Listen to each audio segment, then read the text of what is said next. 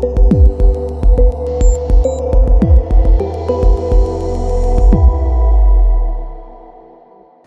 வணக்கம். வணக்கம். கடந்த சில நாட்களா டிவிகே கட்சியிலையும் பார்த்தோம்னா ஒரு பரபரப்பான ஒரு சூழல் தான் இருக்கு. நிறைய பொலிட்டிக்கல் ஆக்டிவிட்டீஸ்ல ஈடுபடுறாங்க. வாக்குச்சாவடி முகவர்களுக்கான கருத்தரங்கத்தை ஆர்கனைஸ் பண்றாங்க. அது போக கோயம்புத்தூர்ல ஒரு ரோட் ஷோ விஜய் நடத்துறாரு. ஸோ இந்த விஷயங்கள்லாம் பார்க்கும்போது நிறைய ஆக்டிவிட்டீஸ் பார்த்தோம்னா டிவிகே சைட்ல இருக்கு. பூத் லெவல் கமிட்டி எல்லாம் நம்ம ஸ்ட்ரென்தன் பண்ணணும், கிரவுண்ட் லெவலில் நிறைய ஆக்டிவிட்டீஸ்ல ஈடுபடணுன்ற மாதிரிலாம் ஸ்ட்ரெஸ் பண்றாங்க. ஸோ ஓவராலா டிவிகேவோட இந்த செயல்பாடுகள் எப்படி பாக்குறீங்க? எலெக்ஷனுக்கு மொள்ளமாக ப்ரிப்பேர் ஆகிட்டு இருக்காரு விஜய், தமிழக வெற்றி கழகம். அதனால தான் இப்போ ஒவ்வொரு ஊராக போக ஆரம்பிக்கிறாங்க. முதல்ல போன அக்டோபர் 27 விக்கிரவாண்டியில் பண்ணாங்க. அதற்கு பிறகு பரந்தூருக்கு போனார், இங்கே சென்னை பக்கத்துலேயே. அப்புறம் புத்தக வெளியீட்டு விழாக்கில் கலந்துக்கிட்டார். சென்னைக்கு வெளியில் முதல் முறையாக இங்கே தான் போயிருக்காருன்னு நான் பார்க்குறேன். ஆக்சுவலாக அவர் நிறைய இடங்களுக்கு போகணுன்றாரு, போலீஸ் பர்மிஷன் கொடுக்க மாட்டேன்றாங்க. அது அவரே கடந்த முறை கூட்டத்தில் சொன்னார், என்னோட நடவடிக்கைகளை மிகப்பெரிய அளவில் கட்டுப்படுத்துகிறாங்க அப்படின்னு. விஜய் தன்னுடைய அரசியலை இன்னும் ஆரம்பிக்கவே இல்லை. அதற்குள்ளாகவே ஆட்சியாளர்களுக்கு இவ்வளோ அச்சம் இருக்கிறது. அடுத்த பெரிய பிளான் அவர் பண்ணுறது கன்னியாகுமரியிலேருந்து சென்னை வரை மிகப்பெரியதொரு பாத யாத்திரை, ரோட் ஷோ பிளான் பண்ணுறாருன்றாங்க. கோயம்புத்தூரில் கூட இப்போ பண்ணியிருக்காரு. கட்டுக்கடங்காத கூட்டம் வருகிறது, தன்னெழுச்சியாக வருது. காசு கொடுத்து வந்த கூட்டம் அல்ல அது, உண்மையாகவே வர கூட்டம் அது. விஜயால் தாங்க முடியாத அளவுக்கு அவருக்கு மக்கள் ஆதரவு இருக்கிறது என்பதுதான் உண்மை. ஆனால் இது எப்படி ஓட்டாக பரிணமிக்கும், எலெக்ஷனில் எப்படி அவருக்கு இது டிவிடென்ஸை கொடுக்கும்னா, தட்ஸ் $1 மில்லியன் கொஸ்டின். அடுத்தடுத்த கட்டங்களுக்கு அவர் போகணும். அவர் அடுத்த செயல் திட்டங்கள் என்ன வச்சுருக்காரு, என்ன இரண்டாம் கட்ட தலைவர்கள் யார், இன்னும் மக்கள் பிரச்சனைகளை அவர் கையில் எடுத்து போராடணும். அது எதுவும் இல்லைன்னா இது வெறும் கூடி கலைகிற கூட்டமாக மாறி போகும். சிக்கல் என்னென்னா, ரசிகர்களை அரசியல் கட்சி தொண்டர்களாக மாற்றுறது. இப்போ எம்ஜிஆருக்கு இந்த பிரச்சனை இருந்தப்போ அவர் திமுகவுக்காக உழைச்சார். இன்ஃபேக்ட் எம்ஜிஆர் இல்லைன்னா 67 ஆட்சி மாற்றமே ஏற்பட்டிருக்காது. கண்டிப்பாக அண்ணாதுரை முதலமைச்சரானதற்கு எம்ஜிஆர் தான் முக்கியமான காரணம். பிற்காலத்தில் எம்ஜிஆருடைய செல்வாக்கு அதனை நிரூபித்தது. அப்போ அந்த கட்சியிலேருந்து எம்ஜிஆர் பிரிஞ்சு வரும்போது ரசிகர்கள் ப்ளஸ் தொண்டர்கள் அவர்களை அதிமுக தொண்டர்களாக மாற்றுவது எம்ஜிஆருக்கு எளிமையான ஒரு பணியாக இருந்தது. இங்கே அப்படி இல்லை. இவர்கள் ஒரு எப்படி சொல்கிறது, ஒரு ஃபேன்ஸாக தான் இவங்க இருக்காங்க. பட் ரொம்ப படித்த இளைஞர்கள் இருக்காங்க, அதுவும் ரொம்ப ஆச்சரியமாக இருக்குது.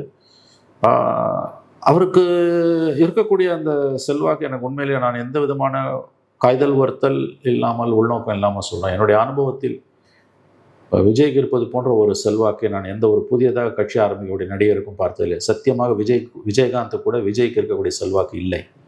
கூட்டம் எல்லாம் சொல்லுவாங்க, இந்த செல்வாக்கு விஜயகாந்த் கூட கிடையாது, கமலுக்கு சுத்தமாக கிடையாது. நாளைக்கு இது மாறலாம், அவர் தோற்று போகலாம், ஜெயிக்கலாம், அது வேறு விஷயம். பட் விஜய்க்கு இன்றைக்கி இருக்கக்கூடிய செல்வாக்கு இதுவரை எந்த அரசியல்வாதிக்கும், புதியதாக கட்சி ஆரம்பித்த எந்த சினிமா நடிகனுக்கும் இல்லாததொரு செல்வாக்கு விஜய்க்கு கண்டிப்பாக இருக்கிறது. அலையாக இளைஞர்கள், பெண்கள் வராங்க. பெண்கள் ஓட்டு ஒரு கணிசமாக இருக்குது. பாரம்பரிய திமுக குடும்பங்களில் இருக்கக்கூடிய பெண்கள் வாக்குகள் விஜயை நோக்கி நகர்கின்றன. ரொம்ப ஆச்சரியமான ஒரு நிகழ்வாக அது இன்றைக்கு இருந்து கொண்டிருக்கிறது. இவங்க நினைக்கிறாங்க 1000 ரூபாய் கொடுக்குறோம், விடியல் பயணத்தாலெல்லாம் இப்போ திமுகவுக்கு தான் மொத்த பெண்கள் ஓட்டும் போவோம்னா அபத்தமான எண்ணம். பல நாளிகள் 1000 ரூபாய் வாங்குகிற பெண்களே விடியல் பயணம்லாம் இவங்க சொல்கிறாங்களே, அந்த பெண்களே பல பேர் விஜயை நோக்கி நகர்கிறார்கள். ஆகவே விஜயோட எழுச்சி என்பது ஆச்சரியப்படத்தக்க ஒன்று தான். அவர் ஜெயிக்க முடியாது, வில் பி அ டிஸ்ரப்டர். அவர் ஆட்சி அமைப்பார் நான் சொல்லலை, கண்டிப்பாக வில் பி அ டிஸ்ரப்டர். மிகப்பெரிய அளவில் திமுகவோட வாக்கு வங்கி அவர் சிதைப்பார். இன்னொரு கருத்து என்னென்னா, அவர் ஆன்டி டிஎம்கே ஓட்டை தான் உடைக்கிறாருன்னு முட்டாள்தனமானது. அவர் டிஎம்கே கோர் ஓட் பேங்கை உடைக்கிறார். அவர் சீமானோட ஓட் பேங்கை உடைக்கிறாரு, விசிகா ஓட் பேங்கை உடைக்கிறாரு, திமுக ஓட் பேங்கையும் உடைக்கிறார். இதில் மற்றவங்களோட திமுக தான் பாதியது அதிகம். ஜஸ்ட் டிஎம்கேவோட ஓட் பேங்க்கில் ஒரு 2% அவர் எடுத்தாருன்னா கூட DMK will be in soup. ஏன்னா லாஸ்ட் டைம் 3% ஓட்டில் தான் அவங்க ஜெயிச்சாங்க. கணக்கு அப்படி கிடையாது சார். என்னன்னா எல்லாரோட ஓட்டையும் நீங்க சொன்ன மாதிரி ஒரு டிஸ்டர்ப் பண்ணுவாரு. நீங்க சொன்ன மாதிரி டிஎம்கேவோட ஓட்ஸையும் பிரிப்பாரு, சீமானோட ஓட்ஸையும் பிரிப்பாரு, ஏடிஎம்கே ஓட்ஸையும் பிரிப்பாரு. அதிகமாக ஏன்னா எல்லா கட்சியிலுமே விஜயோட ஃபேன்ஸ் டெஃபினட்டா நிறைய பேர் இருக்காங்க. பட் என்னன்னா விஜயோட பாலிடிக்ஸ் ஆன்டி டிஎம்கே. விஜயோட பாலிடிக்ஸ் ஆன்டி டிஎம்கேவா இருக்கும்போது ஆன்டி டிஎம்கே ஓட்ஸ் தான் அவர் அதிகமா பிரிப்பார். அவரோட ஃபேன்ஸை தாண்டி அவர் யாரை உள்ள கொண்டு வருவாருன்னு பார்த்தோம்னா அவர் அரசியலுக்காக இல்லை நான் அது அந்த இடத்துல அவர் ஆன்டி டிஎம்கேன்னு போது ஆன்டி டிஎம்கே ஓட்ஸ் அதிகமாக பிரிக்கிறாருன்றதை நான் ஏற்றுக்கிறேன். நான் அனுபவத்தில் சொல்கிறேன், நான் கோர் டிஎம்கே ஓட் பேங்க்கையும் அவர் பிரிக்கிறார். ஏன்னா கோர் ஓட் டிஎம்கே ஓட் பேங்க்கில் நான் especially women and youngsters vote bank Vijay இல்லைன்னா திமுக போடுவோம், விஜய் இது வந்தாருன்னா விஜய்க்கு தான் போடுவோன்றாங்க. சொல்கிறவங்க டிஎம்கே 4 தலைமுறை 3 தலைமுறையாக திமுகவில் இருக்கவங்க, தாத்தா அப்பன் புள்ள, அந்த கேட்டகரியில் இருக்கக்கூடிய youngsters and women of all age groups from 16 to 60 I can say, 16லேருந்து 60 வயசு இருக்கக்கூடிய பெண்கள் விஜய்க்கு வாக்களிக்க தயாராகிறார்கள். இது ஒரு டிஎம்கேக்கு டிஸ்டர்பிங்கான நியூஸ் தான். இது definitely it's a disturbing news. அவர் ஆன்டி டிஎம்கே, அதனால தான் நான் சொல்கிறேன், அவர் வெறும் ஆன்டி டிஎம்கே ஓட், அவர் தன்னை ஆன்டி டிஎம்கே ஃபோர்ஸாக பொசிஷனிங் பண்ணிக்கிறதால அவர் ஆன்டி டிஎம்கே ஓட்ஸ் மட்டுமே பிரிப்பார் என்பது மட்டுமே இல்லை, அதிகமாக. பட் அது மட்டுமே என்பது தவறான புரிதல். I can vouch my statement. அவர் கோர் டிஎம்கே ஓட் பேங்கை டிஸ்டர்ப் பண்ணுறாரு. என்னன்னா, திமுக மேலே ஒரு சலிப்பு மக்களுக்கு வந்திருக்கு. எஸ்பெஷலி உதயநிதியோட எலிவேஷனுக்கு பிறகு பெண்கள் மத்தியில், இளைஞர்கள் மத்தியில், யங்ஸ்டர்ஸ் மத்தியில், ஃபர்ஸ்ட் டைம் ஓட்டர்ஸ் மத்தியில் ஒரு கோவம் திமுக மேலே வருது உதயநிதியை எலிவேட் பண்ணதில். இது பரம்பரை ஆட்சி, மன்னர் ஆட்சி. இந்த மன்னர் ஆட்சின்னு அவர் சொல்லும் பொழுது அது கோர் டிஎம்கே ஓட் பேங்கையும் டிஸ்டர்ப் பண்ணுது. அதனால் அவர் வெறும் ஆன்டி டிஎம்கே ஓட் பேங்கை மட்டுமே டிஸ்டர்ப் பண்ணுகிறார் என்பது என்னை பொறுத்தவரையில் தவறான வாதம். நிச்சயமாக டிஎம்கே ஓட் பேங்க்கில் ஒரு டென்ட்டை ஏற்படுத்துகிறாரு. நான் மறுபடியும் சொல்கிறேன், அவர் ஜெயிக்க முடியாது, he will be a disruptor. ஆனால் பாதிப்பு யாருக்கு என்பதுதான் மிகப்பெரிய கேள்வியாக இருக்குது. திமுக கூட்டணிக்கா, அதிமுக பாஜக கூட்டணிக்கா? சார், இப்போ ஒரு முக்கியமான விஷயம் என்னன்னா, விஜயோட அரசியலை பார்க்கும்போது எல்லாமே எலெக்ஷன் சென்ட்ரிக்காக இருக்கிற மாதிரி இருக்கு. ஒன்று, கட்சி ஆரம்பிக்கிறதே கரெக்டாக எலெக்ஷனுக்கு முன்னாடி தான் அவங்க பிளான் பண்ணி உள்ளே வராங்க. அவங்க பண்ற ஒவ்வொரு ஆக்ஷன்ஸையும் பார்த்தோம்னா, இப்போ கூட இந்த பூத் லெவல் மேனேஜ்மெண்ட்லாம் பத்தி பேசாதா இருக்கலாம், எல்லாமே அவங்க எலெக்ஷன் ஃபோக்கஸ்டா பண்ற மாதிரி தான் இருக்கு. ஸ்டேஜ்ல பார்த்தோம்னா ஸ்ட்ராட்டஜிஸ்டுகள் ஏகப்பட்ட பேர் இருக்காங்க. ஆதவர்ஜுனா, பிகே, அப்புறம் ஜானு ஆரோக்கியசாமி. ஸோ எல்லாம் இந்த அரித்தமெட்டிக்ஸ், கணக்கு, ஓட்ஸ் எப்படி வாங்குறது, இந்த ஸ்டைல்லையே அவங்க ஒர்க் பண்றாங்க. களத்தில் இறங்கி மக்களோட ஒர்க் பண்ணணும், இஷ்யூஸ் எடுக்கணும், இஷ்யூஸை பேஸ் பண்ணி நம்ம ஒர்க் பண்ணணும், மக்களுக்கு நல்லது பண்ணணும். அந்த விஷயம் இருக்கிறதோட ஓட்ஸை எப்படி வாங்கலாம், இந்த கணக்கு எப்படி போடலாம், இந்த யார் யாரை லீடர்ஸாக ப்ரொஜெக்ட் பண்ணலாம், தமிழ் தேசியமும் திராவிடம்னு சொன்னால் எல்லா ஓட்ஸும் நமக்கு வருமா, எந்தெந்த லீடர்ஸை ஃபோக்கஸ் பண்ணலாம், எல்லாமே எலெக்ஷன் சென்ட்ரிக்காவே, ஓட் சென்ட்ரிக்காவே பிளான் பண்ணுற மாதிரி எப்படி பார்க்குறீங்க? அது முக்கியமான ஒரு நிகழ்வு. இது மட்டுமே ஜெயிப்பதுக்கு போதாது. நீங்கள் சொல்கிறது கரெக்டு. வெற்றி பெறுவதற்கு இது பத்தாது. அக்ரஸிவ் பாலிடிக்ஸ் பண்ணுறதுக்கும் இது பத்தாது. என்ன இஷ்யூஸை கையில் எடுத்து நீங்கள் ஃபைட் பண்ண போகிறீங்கன்றதான் முக்கியம். இப்போ பரந்தூருக்கு போனார், அந்த மாதிரி நீங்கள் அவர் ஆனால் அவரை பார்த்து கவர்மெண்ட் ரேட்டல்டுன்றது மட்டும் உண்மை. பரந்தூருக்கு போன பிறகு அவர் வேங்கைவேல் இன்சிடெண்ட்டுக்கு, வேங்கைவேலுக்கு போக போகிறாருன்னு தெரிஞ்ச உடனே தான் சார்ஜ் ஷீட் ஃபைல் பண்ணுறாங்க. 2 வருஷமாக தூங்கிக்கிட்டு இருந்த சிபிசிஐடி விஜய் பரந்தூருக்கு போன பிறகு அடுத்து வேங்கைவேலுக்கு தான் அவருடைய டெஸ்டினேஷன் வேங்கைவேல்னு தெரிஞ்ச உடனே நெக்ஸ்ட் ஸ்டாப்பிங் பாயிண்ட் விஜய் அவருக்கு வேங்கைவேல்னு தெரிஞ்சோன்னா அவசர அவசரமாக சார்ஜ் ஷீட்டை ஃபைல் பண்ணுறாங்க. அப்போ விஜயை பார்த்து அரசுக்கு ஒரு அச்சம் இருக்கிறது என்பது நன்றாகவே தெரிகிறது. நீங்கள் சொன்னது விஜய் மேடையில் ஸ்ட்ராட்டஜிஸ்ட் இருக்காங்க, ஆனால் செகண்ட் ரேங்க் லீடர்ஸ் இல்லை. விஜய் விட்டாங்க யாருன்றது இல்லை. 2வது, மீடியா கிட்ட அவர் பேசவே இல்லை. What is is interaction with people? மக்கள்கிட்ட பேசுறதுன்றது த்ரூ மீடியா தான் நீங்கள் பேசுவீங்க. ஆகவே இதெல்லாம் மிகப்பெரிய குறைகள். ஆனால் நான் அதை தான் நான் சொல்ல வரேன். இது எல்லாத்தையும் மீறி நான் உண்மையில் ஆச்சரியப்படுகிறேன். அவருக்கு இருக்கக்கூடிய மக்கள் ஆதரவு எனக்கு ஆச்சரியமானதாக இருக்குது. ரொம்ப ரொம்ப ஆச்சரியமாக இருக்குது. இவ்வளோ ஒரு ஹியூஜ் மாஸ் பேஸ், அவருக்கு சப்போர்ட் பேஸ் இருந்ததை நான் பார்க்கவே இல்லை. இன்னொரு விஷயம், அன்றைக்கி ஒரு நண்பர் சொல்லியிருந்தார், நம்ம ஷபீர், ஜேர்னலிஸ்ட் ஷபீர் அகமது ஒரு விஷயம் சொல்லிட்டு இருந்தார். நியூஸ் மினிட்டில் இருக்கார்ல, அவர் என்கிட்ட பேசும்போது ஒரு விஷயம் சொன்னார். அதாவது 2 நாளைக்கு மேலே கோயம்புத்தூருக்கு அவர் போகும்போது இங்கேருந்து அந்த ஸ்பெஷல் ஃப்ளைட்டில் போகிறாரு. அந்த ஃப்ளைட்டை ட்ராக் பண்ணக்கூடிய ஆப்ஸ் இருக்குது. அந்த ஆப்பில் அன்னைக்கு விஜயோட அன்பிரசிடென்டாக அன்னைக்கு கிட்டத்தட்ட at a time over 2000 people were tracking that flight. See, இது அஃபிஷியல்ஸ் வேர் லிட்ரலி ஸ்பீச்லெஸ்ன்றாங்க. அதாவது இவ்வளோ தூரம் க்ரௌடு வந்ததில்லை அப்படின்னு. ஐ மீன், இதெல்லாம் இக்னோர் பண்ண முடியாத விஷயங்கள். நாளைக்கு இது ஓட்டாக மாறாமல் போகலாம். விக்ட்ரி பாயிண்ட் ஆஃப் வியூலேருந்து நான் போக விரும்பலை. அவருக்கு இருக்கக்கூடிய அந்த மாஸ் பேஸ், அந்த 80 லட்சம் மெம்பர்ஸ் அவர் பார்ட்டியில் இருக்காங்க. அது ப்ராப்பர்லி மெயின்டைன்றாங்க. ஆதார் அண்ட் ஓட்டர் ஐடியா வச்சு தான் they become members. It's a software which is managing it. டூப்ளிசிட்டிக்கு இடமே கிடையாது. 2வது, இந்த அவரோட ஃப்ளைட்டை ட்ராக் பண்ணதெல்லாம் பார்க்கும்போது ஹியூஜ் ரெஸ்பான்ஸ் இருக்குது. கோயம்புத்தூரில் ஏர்போர்ட்டில் த கம்ப்ளீட் மேகம், ட்ராலியெல்லாம் போட்டு உடச்சி, இன்ஃபேக்ட் சில கேசஸ் வேறு ஃபைல்டு, 2 பேர் அரெஸ்ட் பண்ணி ஜாமீனில் விட்டாங்க. எதுக்கு நான் சொல்ல வரேன்னா, விஜயாலேயே தாங்க முடியாத அளவுக்கு அவருக்கு ஒரு பேஸ் இருக்குது, ஒரு சப்போர்ட் பேஸ் இருக்குது. நான் சேலஞ்சஸ் அதை எப்படி சேனலைஸ் பண்ண போகிறீங்க, பொலிட்டிக்கலாக அதை எப்படி சேனலைஸ் பண்ண போகிறீங்க? ஏன்னா எலெக்ஷன்ஸை ஃபேஸ் பண்ணுறதுன்றது டிஃப்ரெண்ட் பால் கேம். உங்களுக்கு ஆதரவு எவ்வளோ இருந்தாலும் அதை சேனலைஸ் பண்ணி மன்றத்துக்கு பூத் கமிட்டி, பூத்தில் கொண்டு சேர்க்கறதுன்றது அவ்வளோ ஈஸி இல்லை. பூத் கமிட்டி போடுறீங்க, but how to you draw people to the booths? ரெண்டாவது, வாட் இஸ் யுவர் பாலிடிக்ஸ், உங்களோட பாலிசிஸ் என்ன.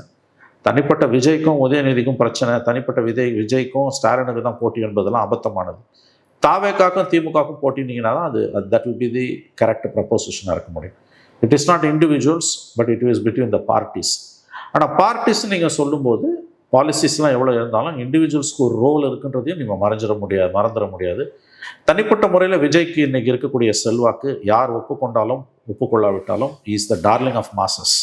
ஆனால் இதில் இதை வந்து இன்னைக்கு டிஎம்கேக்கு இந்த ரேட்லாக இருக்குது, டிஎம்கே பயப்படுதுன்றது 100% உண்மை. ரோட் ஷோவாக இன்னைக்கு பார்த்தீங்கன்னா விஜய்க்கு கிடைச்ச ரெஸ்பான்ஸும் உதயநிதி கிடைச்ச ரெஸ்பான்ஸும் இட்ஸ் எவ்ரிபடிஸ் நாலேஜ். ஸோ இதெல்லாம் வந்து தீஸ் ஆர் ஆல் பிரேசன் ட்ரூத்ஸ். இதெல்லாம் வந்து வெளிப்படையாக இருக்கக்கூடிய, வெளியில் கொட்டி கிடக்கக்கூடிய உண்மைகள். என்ன மாதிரியான டென்ட்டை இது தமிழ்நாடு பாலிடிக்ஸில் ஏற்படுத்துன்றதை நம்ம கவனிக்க வேண்டிய ஒரு விஷயம். ஆன் இஸ் ஓன் அவரால் டிஎம்கேவை வீழ்த்தள்ள முடியாது. ஆனால் இப்போ என்னன்னா சார், இப்போ பொலிட்டிக்ஸ் வேறு என்டர்டெயின்மெண்ட் வேறு. இப்போ நீங்கள் சொன்னது மாதிரி விஜய்க்கு பயங்கரமான ஃபேன் பேஸ் இருக்குது.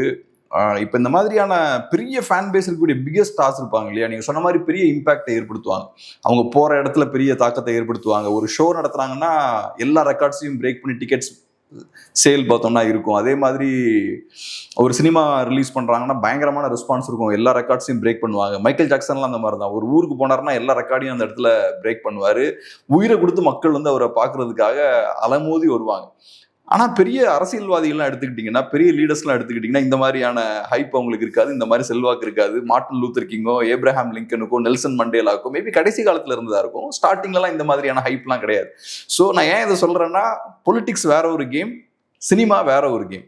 சினிமாவை பொறுத்தளவில் இருக்கக்கூடிய சிக்கல் என்னன்னா, ஒன் விஜயோட ஃபேன் இருக்கார் இல்லையா, one Vijay fan is equal to one vote, அவ்வளோதான்.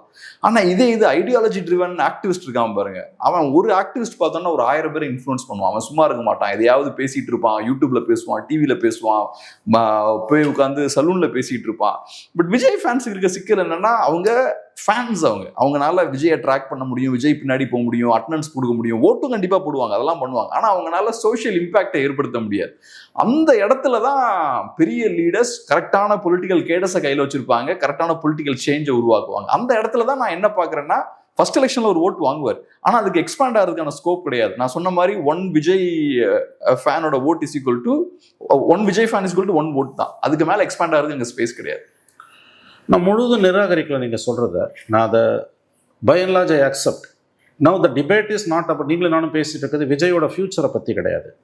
26 எலெக்ஷனில் த இம்பாக்ட் ஆஃப் விஜய், அதுதான் நான் பேசுகிறேன். ஃபேன்ஸ் ஓட் போடுவாங்க. நான் வந்து விஜயோட, நான் ஆரம்பத்துலேருந்து டே 1லேருந்து சொல்லிட்டு இருக்குது என்னன்னா, Vijay will B as far as 26 is concern, 26 பொறுத்த வரைக்கும் Vijay will B a disruptor, he cannot be a victor. இதை நான் திரும்ப சொல்கிறேன். விஜய் வந்து மிகப்பெரிய அளவில் வந்து டிஸ்ரப்டராக இருப்பார், கெடுப்பார்.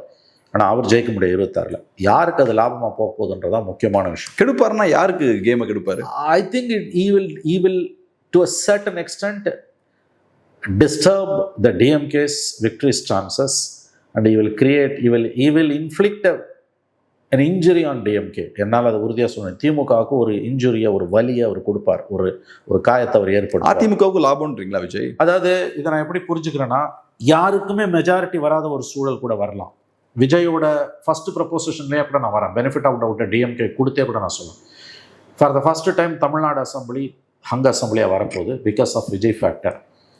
ஏடிஎம்கே பிஜேபி அலையன்ஸ் செகண்டாக தான் வருவாங்க இப்போ இருக்க நிலைமைப்படி. டிஎம்கே காங்கிரஸ் அந்த அலையன்ஸ் வந்து they will have an edge. Vijay ஓட்டை உடைப்பார், பட் யாருக்கும் மெஜாரிட்டி இல்லாத ஒரு ஹங் அசம்பிளி வரப்போகுது with a little bit edge advantage for DMK. அது வந்ததுனால டிஎம்கேக்கு இட்ஸ் அன் இன்ஜுரி. ஏன்னா இன்னைக்கு தனி மெஜாரிட்டி 130 சீட் இருக்குது. அலையன்ஸோடு சேர்த்து தே கமாண்ட் சம்வேர் 175. சத்தியமாக இந்த 175லாம் அடுத்த எலெக்ஷனில் அவங்களுக்கு வராது. It could be anybody's game. But little bit chances are more for DMK. அதை நான் ஒத்துக்கிறேன். இன்னைக்கு எலெக்ஷன் வச்சுதான் இதே அலையன்ஸ் வச்சு இன்னைக்கு எலெக்ஷன், நாளைக்கு எலெக்ஷன் வருது, DMK front, ADMK front, Seeman தனியாக, விஜய் தனியானா definitely DMK will have an edge. இப்போ இருக்க மாதிரி கிளியர் மேண்டேட் சத்தியமாக வராது. DMK has to depend on its allies. அதுவும் வந்து இழுபறியில் வந்து நிற்கும். அப்போ விஜய் திமுக தான் ஹெல்ப் பண்ணுறாரு, அதுதான் நான் சொல்ல வரேன். ஆனால் இண்டிவிஜுவல் கெப்பாசிட்டி இல்லாமல் டிஎம்கேவோட சான்சஸை டென்ட் பண்ணுவார் நான் சொல்கிறது. 118 இஸ் தி மேஜிக் மார்க், தனி மெஜாரிட்டி. சத்தியமாக அது திமுக அடுத்த எலெக்ஷன் வரப்போகிறது கிடையாது. For that Vijay will pay a big role. That it self is an achievement. See, DMK has become a monster now. அவங்க கிட்ட இருக்கக்கூடிய பணம், அவங்க கிட்ட இருக்கக்கூடிய மீடியா, அவங்க கிட்ட இருக்கக்கூடிய ஸ்டேட் மிஷினரி அவங்க யூஸ் பண்ணுறாங்க. தேர் using it excellently to the hilt. There using there power. பவரை எப்படி யூஸ் பண்ணணுன்றது திமுகவுக்கு நல்லா தெரியுது. எடப்பாடிக்கெலாம் அது சுத்தமாக தெரியவே இல்லை. ஒவ்வொரு சின்ன சின்ன நியூஸை கூட வந்து மெயின் ஸ்ட்ரீம் மீடியாவில் அவங்க எவ்வளோ கண்ட்ரோல் பண்ணுறாங்கன்றது விஷயம் தெரிஞ்சவங்களுக்கு தெரியும். And billions of rupees were spend. நூற்றுக்கணக்கான கோடியை வந்து மீடியாவுக்கு மட்டுமே செலவு பண்ணிகிட்டு இருக்காங்க அந்த நெரேட்டிவை வந்து சஸ்டைண்டாக வைக்கிறதுக்கு. ஸ்டேட் பவர் கையில் இருக்குது. இது எல்லாத்தையும் வச்சுக்கிட்டு they are going to create havoc. அதில் எந்த சந்தேகமும் இல்லை. Equally BJP will see to it that DMK is not returning to power. ஏன்னா அவனை பொறுத்த வரைக்கும் 29 டார்கெட், 26 கிடையாது. காங்கிரஸை டிமினிஷ் பண்ணணும்னா இங்கே DMK government has to be dismantled. அதனால் அவனும் எந்த எல்லைக்கும் போவான். கிராஸ் ஃபயரில் மக்கள் தான் மாட்டிப்பாங்க, அது வேறு விஷயம். தேர்ட் ஃப்ரண்ட்டாக இவங்க இருக்கக்கூடிய சீமானும் விஜயும் கண்டிப்பாக விஜயை பொறுத்த வரைக்கும் will pay a spoil sport. அவர் கோர் டிஎம்கே ஓட்டையும் உடைக்கிறதால என்னோட assessment it's going to be hung assembly. அதுவே it's a big gift by Vijay for DMK நான் பார்க்குறேன். ஏன்னா இவங்களோட வெக்ட்ரி சான்சஸ் அவர் டிமினிஷ் பண்ணார்னாலே பெரிய விஷயம். ஜெயலலிதா மாதிரி ஒரு லீடர் இல்லாதப்ப ஏடிஎம்கேவால் வந்து 75 சீட்ஸ் ஜெயிக்க முடியுது அலையன்ஸோட சேர்த்து. 5 வருஷம் பொறுத்து டிஎம்கே மக்கள்கிட்ட போகும்போது it's not going to be easy cake for DMK. At the same time ஏடிஎம்கேவும் இன்றைக்கி வந்து ரொம்ப மோசமான நிலைமையில தான் இருந்துகிட்டு இருக்குது. Defeat after defeat. New players வரும்போது கண்டிப்பாக அவங்கள நோக்கி மக்கள் நகருவாங்க. ஜெயிச்சாலும் திமுக ஜெயிச்சாலும் தனி மெஜாரிட்டி வராது. For that Vijay will be the main reason எனக்கு. That's why I call him as a disruptor. அதுவே பெரிய அச்சீவ்மெண்ட் நான் பார்க்குறேன். If you are able to diminish DMK's chances it's a victory. அதுவே ஒரு பெரிய அச்சீவ்மெண்ட் தான் நான் பார்க்குறேன். அவுட்ரைட் ரிஜெக்ஷன் ஆஃப் டிஎம்கே இந்த நெக்ஸ்ட் எலெக்ஷன் எனக்கு தெரிஞ்சு டிஃபிகல்ட். சார், இப்போ சமீப காலங்களில் பார்க்கும்போது இந்த அதிகார பகிர்வு அப்படின்ற கான்செப்ட் வந்து எல்லாருமே பேசுறாங்க. ஸோ இப்போ கூட்டணி ஆட்சி, அதிகார பகிர்வு, இந்த விஷயங்கள் வந்து இருக்கணும்ன்ற விஷயத்த பேசுறாங்க. விசிகே பேசுறாங்க, டிவிகே பேசுறாங்க, மற்ற கட்சிகளும் பேசுறாங்க. இப்படி எல்லாரும் பேசும்போது நமக்கு தோணக்கூடிய விஷயம் என்னன்னா, மேபி அதுக்கான புறச்சூழல் கிரவுண்ட்ல கிரியேட் ஆயிருச்சோ. ஏன்னா கிரவுண்ட்ல அதுக்கான சூழல் இருந்தால் தான் எல்லாரும் பேசுவாங்க இல்லையா? ஸோ திராவிட கட்சிகள் பலவீனப்பட்டுட்டாங்களா, முன்ன மாதிரி டாமினன்ட் அதிகாரத்தை ஃபுல்லாக நாங்களே வச்சுப்போம் அப்படின்ற ஒரு இடத்துல இருந்து இறங்கி வர வேண்டிய ஒரு கட்டாயத்துக்கு ஃபியூச்சர்ல அவங்க தள்ளப்படுவாங்களான்ற? கண்டிப்பா தள்ளப்படுவாங்க. அது விதி, இயற்கை விதி.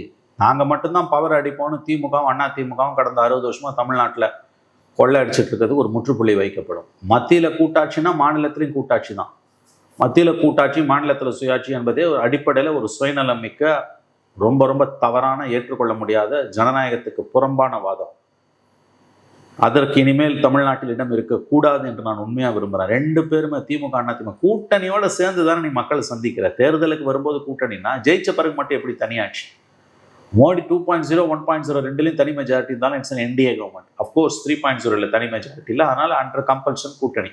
ஆனால் முதல் 10 வருஷம் 2 டேர்மும் இட்ஸ் அன் என்டிஏ கவர்மெண்ட். தனி மெஜாரிட்டி இருந்தாலும் அதில் 1000 குறை இருக்கலாம். உண்மையான ஜனநாயகம்ன்றது கூட்டணி தான். அதை இந்த சிறிய கட்சிகள் வலியுறுத்தணும். இன்ஃபேக்ட் இந்த சின்ன கட்சிகளை நம்பி தான் திமுக அண்ணா திமுக இருக்கு. It is not the other way around. DMK Anna DMK நம்பி சின்ன கட்சிங்க இல்லை, சின்ன கட்சிகளை நம்பி தான் அண்ணா திமுக இருக்குது. ஏன்னா victory margin is always 1% to 1.5%. ஆகவே இவங்க இதை வலியுறுத்தினாங்கன்னா 5 சீட்டு எனக்கு 6 சீட்டு கிடச்சி 4 எம்எல்ஏ வந்தாலும் எனக்கு ஆட்சியில் பங்கு இருக்கணும். இதை ப்ரீ கண்டிஷனாக போட்டால் இறங்கி வருவாங்க. அந்த நாள் வரும். இவங்க வந்து அந்த புறச்சூழல், நீங்கள் கேட்ட கேள்விக்கான பதில் நல்ல கேள்வி. அத்தகைய புறச்சூழல், அதற்கான அதிகார பகிர்வுக்கான புறச்சூழல் உருவாகி கொண்டிருக்கிறது. கூட்டாட்சி என்பது, கூட்டணி ஆட்சி என்பதுதான் உண்மையான ஜனநாயகம். 2 திராவிட கட்சிகளையும் அத்தனை கூட்டணி கட்சிகளும் இதில் மிக கடுமையாக நிர்பந்திக்க வேண்டும் என்பதுதான் என்னுடைய ஆசை. ஆனா இப்ப நீங்க சொல்றது போல திமுகவும் அதிமுகவும் அதிகாரத்தை பகிரணும்னா சிறிய கட்சிகள் அவங்க மேல அழுத்தம் போடணும். சிறிய கட்சிகள் அவங்க மேல அழுத்தம் போடணும்னா சிறிய கட்சிகளுக்கு அந்த ஸ்ட்ரென்த் வேணும். ஆனா இப்ப இந்த கடந்த ஒரு 10 ஆண்டுகள்ல பார்க்கும்போது சிறிய கட்சிகள் பலவீனப்பட்டுக்கிட்டே இருக்காங்க. கம்யூனிஸ்டுகள் பலவீனப்பட்டுக்கிட்டே இருக்காங்க. காங்கிரஸ் பார்த்தோம்னா தமிழ்நாட்டில் பலவீனப்படுறாங்க. விசிகே ஓரளவுக்கு பழையபடியே இருக்காங்கன்னு வச்சுக்கலாம். டிஎம்டிகே, எம்டிஎம்கே, பிஎம்கே கூட கொஞ்சம் ஸ்லைட்டா வீக்கா இருக்காங்கன்னு சொல்லலாம். ஸோ சிறிய கட்சிகள், பிரதான சிறிய கட்சிகள் எல்லாமே பார்த்தோம்னா பெரிய அளவில் பலவீனப்பட்டிருக்காங்க. ஸோ இவங்கனால எப்படி திராவிட கட்சிகள் மேல அழுத்தம் போட்டு அவங்க கிட்ட இருந்து அதிகாரத்தை ஷேர் பண்ண முடியும்னு நினைக்கிறீங்க? நீங்க ஞாபகம் வச்சுக்கோங்க, இந்த பலவீனப்பட்டாங்கன்னு நீங்க சொல்லக்கூடிய இந்த சூழலை மனசுல வச்சுதான் சொன்னோம். 16 எலெக்ஷன்ல 1.5% தான் ஓட்டு. மக்கள் நல கூட்டணி வித் விஜயகாந்த் 1.5% தான். 2 லெஃப்ட் பார்ட்டிஸ், விஜயகாந்த், மதிமுக எல்லாம் சேர்த்து, விசிக எல்லாம் சேர்த்து 1.5% தான். அந்த 1.5% தான் ஜெயலலிதாவை பவரில் விழுந்து உட்கார வச்சுது. திமுக 16ல் ஜெயிக்க வேண்டிய எலெக்ஷனில் தோத்தது காரணமே இந்த 1.5%. அலையன்ஸ் மட்டும் திமுக பக்கம் இவங்க போயிருந்தாங்கன்னா காலி காலி, இந்த பக்கம் காலி, ஏடிஎம்கே தோற்றுருக்கும். ஆகவே இந்த சிறிய கட்சிகள் அது எவ்வளோதான் அதனுடைய ரிட்டர்ன்ஸ் டிமினிஷிங்காக இருந்தாலும், ஈவன் இஃப் இட் இஸ் 1.5% தான் 16ல் 10 வருஷமால மக்கள் நல கூட்டணி, அதுதான் டிசைடிங் ஃபேக்டர். இவங்க 2 பேருக்கு ஒன்று மக்கள் தமிழ்நாட்டை பட்டா போட்டு கொடுத்துலாம். நான் 2 பேரையும் சொல்கிறேன், அண்ணா திமுக திமுக 2 பேருமே அதிகாரத்தில் பங்கு இருந்தால் தான் கூட்டணின்ற ஒரு நிலைப்பாட்டை அத்தனை சிறிய கட்சிகளும் தைரியமாக எடுத்தாங்கன்னா அவங்க 0 ஆவாங்க. ஆனால் இவங்க 2 பேருக்கும் அவ்வளோ பெரிய மெஜாரிட்டி கிடைக்காது. ஆகவே இவங்க கையில் துருப்புச்சீட்டு இருக்கு. என்ன ஒன்று, தனிப்பட்ட முறையில் இவர்கள் நலன்களை, தனிப்பட்ட முறையில் இந்த கூட்டணி கட்சி தலைவர்கள் நலன்களை திமுக தலைமை நன்றாக பேணி பாதுகாப்பதால் இவர்கள் தங்களுடைய சுயமரியாதையையும் கட்சிகளின் எதிர்காலத்தையும் திமுக காலடியில் அடக வைத்து இப்போ கிடைக்கிற 4 சீட் 5 சீட் 6 சீட்டு போதும் என்று வாழ்ந்து கொண்டிருக்கிறார்கள். ஃபியூச்சரில் கண்டிப்பாக வந்து அதிகார பகிர்வு என்பது ஒரு கோஷமாகவே உருவெடுக்கும். உண்மையான ஜனநாயகம் என்பது கூட்டணியில் தான் நீ நின்று எலெக்ஷனை ஃபேஸ் பண்ணுறீங்கன்னா, ஜெயிச்சாலும் உனக்கு வந்து தனி மெஜாரிட்டி இருந்தாலும் it must be a collision government. இது வந்து ஒரு எழுதப்படாத விதியாக மாறணும். அது எப்படிங்க இவங்க எல்லாம் வரும்போதுக்கு 900 கட்சியை கூட்டு சேர்த்துட்டு 1000 கட்சியை கூட்டு சேர்த்துட்டு வந்து ஓட்டு கேட்பாங்களாம், குதிரை மேலே யானை மேலே கழுத மேலாம் வந்துட்டு. ஆனால் ஜெயிச்சோன்னா இவங்க மட்டும்தான் ஆளுவாங்களாம், மற்றவங்க யாரும் இருக்கக்கூடாது, கைட்டு விடணும். அது என்னங்க சுயநலம்? அது ஏன் இதை அலோவ் பண்ணுறாங்க? ஹிஸ்டாரிக்கலாக இதுக்கு முன்னாடி சிறிய கட்சிகள்கிட்ட இருந்து அழுத்தம் வந்திருக்கா? லெட்ஸ் சே 10-20 இயர்ஸ்க்கு முன்னாடி ஒரே ஒரு தடவை 2006 கலைஞர் 96 சீட்டு ஜெயிச்சு, கிளாசிக் கேஸ் 96 சீட்டுங்க திமுக ஜெயிச்சது. கரெக்டாக இப்போ 22 சீட்டு வந்து அவங்களுக்கு 18+4 22 சீட்டு துண்டு விழுது. டெல்லியில் காங்கிரஸை நம்பி திமுக சோனியா காந்தி ஆட்சி பண்ணதால் இங்கே காங்கிரஸோட 36 எம்எல்ஏங்க, 1/3 of DMK strength Congress MLA, 18 PMK MLA. அவங்க 2 பேர்ட்டையும் ஆதரவு கடிதத்தை வாங்கிட்டு மைனாரிட்டி கவர்மெண்ட்டை 5 வருஷம் நடத்தினார் கருணாநிதி. அட்ரோஷியஸ். எனக்கு தெரிஞ்சு அவங்க அழுத்தம் போட்டிருந்தாங்கன்னா கவர்மெண்ட்டை கவுந்துட்ருக்கும். இன்னும் அந்த 36 16 60 ஜெயலலிதா கிட்ட போயிருந்தோன்னா அந்தமாக ஆட்சி அமைச்சிருப்பாங்க. ஆனால் போக முடியாது, அது வேறு விஷயம். லெவரேஜ் இருக்குல்ல, போக முடியாது. ஆனால் இவங்களால் ஈஸியாக கருணாநிதியை கட்டுப்பாட்டில் எடுத்துருக்க முடியும். 96 எம்எல்ஏ வச்சுக்கிட்டு அவரால் அதிகாரத்தில் பங்கு கொடுக்காம ஆள முடிஞ்சுது. 36 காங்கிரஸ் எம்எல்ஏவும் 18 பிஎம்கே நல்லா சம்பாதிக்க விட்டார், மந்திரிகளுக்கு இணையாக சம்பாதிக்க விட்டாருன்றது அது வேற கதை. அதுவும் அளவுகோல். ஒரு காமன் மினிமம் ப்ரோக்ராம் கிடையாது.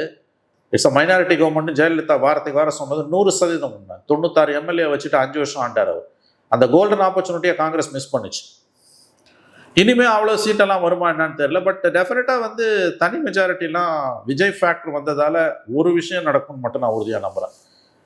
எந்த அலையன்ஸ் எப்படி போனாலும் விஜய் ஃபேக்டரால் டிஎம்கே ஏடிஎம்கே 2 பேருக்குமே தனி மெஜாரிட்டி கிடைப்பதற்கு வாய்ப்பு குறைவு. டிஎம்கேக்கு தான் விக்டரி சான்சஸ் நான் நம்புகிறேன், உறுதியாக நம்புகிறேன். DMK is on edge, no doubt. But அவங்களுக்கு அந்த 118ன்றது தனியாக டிஎம்கேக்கு வராது, அலைன்ஸோட சேர்ந்து வேணால் வரலாம். ஸோ விஜய்க்கு வந்து ஒரு அலைன்ஸ் ஃபார்ம் பண்ணுறதுக்கான வாய்ப்பு இருக்கா? டிவிகேவுக்கு ஒரு அலைன்ஸை உருவாக்குறதுக்கான வாய்ப்பு இருக்கா? மற்ற கட்சியில் உள்ள கொண்டு வர வாய்ப்பு இருக்கா? எனக்கு தெரிஞ்சு இல்லைங்க. அவர் 26 அவருக்கான எலெக்ஷன் இல்லைங்க. த ஃபேட் இஸ் சீல்டு. அவரோட எலெக்ஷன் வந்து 31 தாங்க.